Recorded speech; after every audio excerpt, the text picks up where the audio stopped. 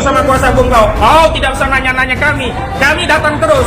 Kau yang harusnya datang di pengadilan. Kalau kau memang taat hukum, hei Aguan, hai Antoni Salim, hai Erlangga, hai Jokowi.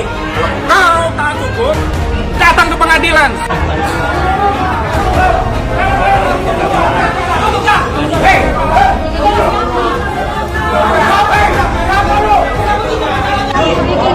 Panggilan sidang kita tunggu aja nanti saat panggilan sidang. Emang dibikin ribut supaya nggak jadi. Memang begitu kelakuan mereka. Dan nggak datengin prinsipal tapi banyak cakap. Erlangga, kau datang dulu Erlangga. Aguan, datang dulu kau. Antoni Salim, datang dulu kau. Jangan bicara biar tanyain prinsipal kita hadir atau tidak. Kau belum datang hadir sekalipun. Kau bilang tuh sama kuasa hukum kau, kau tidak usah nanya-nanya kami. Kami datang terus. Kau yang harusnya datang di pengadilan. Kalau kau memang taat hukum, hei Aguan, hai Antoni Salim, hai Erlangga, hai Jokowi.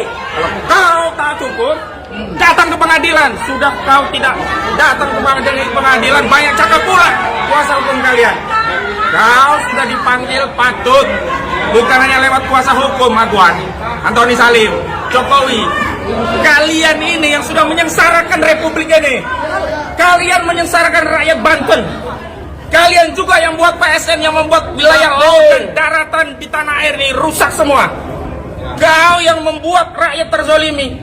Kau tidak berani datang untuk kuasa hukum. Hari ini kuasa hukum kau nanya-nanya kami hadir atau tidak. Hadir nih, Edi Mulyadi datang. Prinsipal semuanya datang. Kau yang tidak pernah datang sekalipun sejak kami gugat. Kau yang tidak pernah tunjukkan batang hidungnya pun sekalipun sejak kami gugat.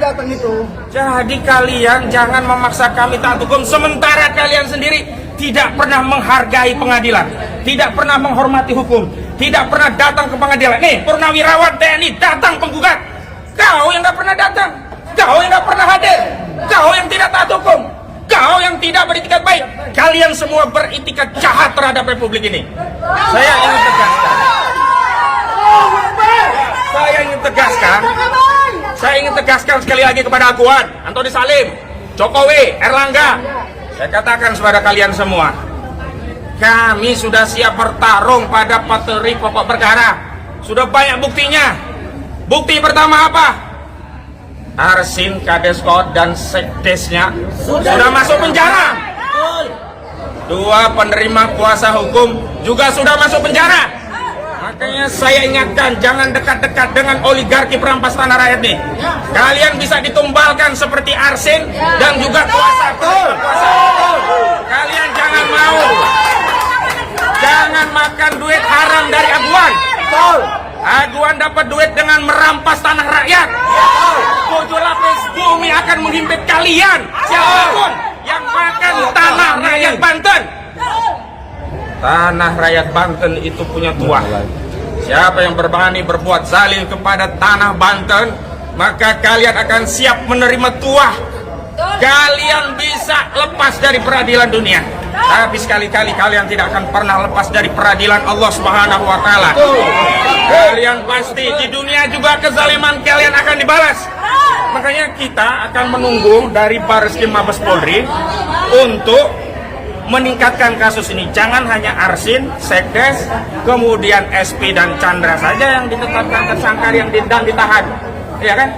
Aguan, semua yang terlibat, termasuk yang menerima manfaat dari barang curian tanah yang dirampas dari rakyat, ini juga harus dilibas, harus ditangkap.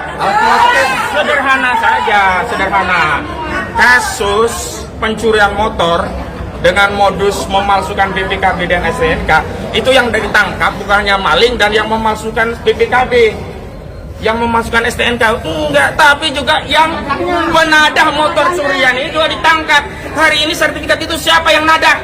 Terbukti Agung Sedayu. Tuh, 263 SKGB itu diakui punya anak usaha Agung Sedayu. Mereka yang ngomong, BPN juga udah ngomong, Menteri ATR juga ngomong. Itu punya Aguan, punya Agung Sedayu. Untuk proyek industri properti PIK 2, yang proyek ini punya Aguan dan Antoni Salim. Kalian selama ini didiamkan, rupanya tambah lama tambah kurang ngajar kalian kepada Republik. Tambah kurang ngajar kalian kepada negara ini. Indonesia.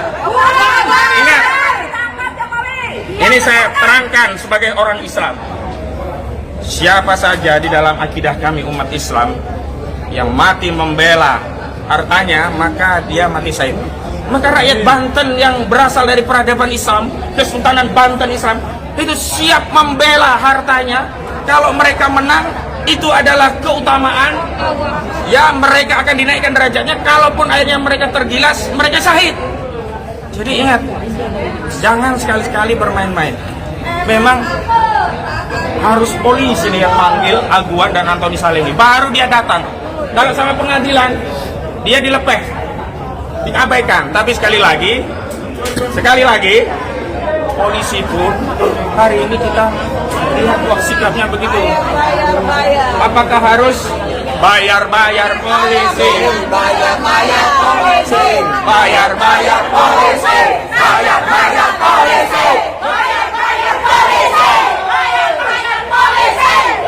Ya, apa harus bayar polisi agar bisa menangkap Aguan? Apa harus bayar polisi bisa nangkap Antoni Salim? Atau setidaknya nangkap Engcut, Gojali ini ya, Mandor Mehmet, kemudian Ali Hanafiah Lijaya. Ini semuanya aktor pagar laut. Kenapa kejahatan sertifikat lautnya ditangkap, ditahan? Pagar lautnya yang jogrok, yang kelihatan, nggak ditahan-tahan sampai hari ini. Padahal kalau pagar laut itu bisa ditangkap dengan pasal 98 Undang-Undang 32 2009 tentang lingkungan hidup. Ancaman pidananya minimal 3 tahun, maksimal 10 tahun, dan denda minimal 1 miliar, maksimal 10 miliar. Kenapa KKP ngambil sanksi yang keecek-ecek? Denda cuma 18 juta perak per meter. Per meter. Itu pun sampai sekarang belum ada yang bayar denda itu, karena orang-orang itu belum ditemukan pelakunya, begitu. Ya.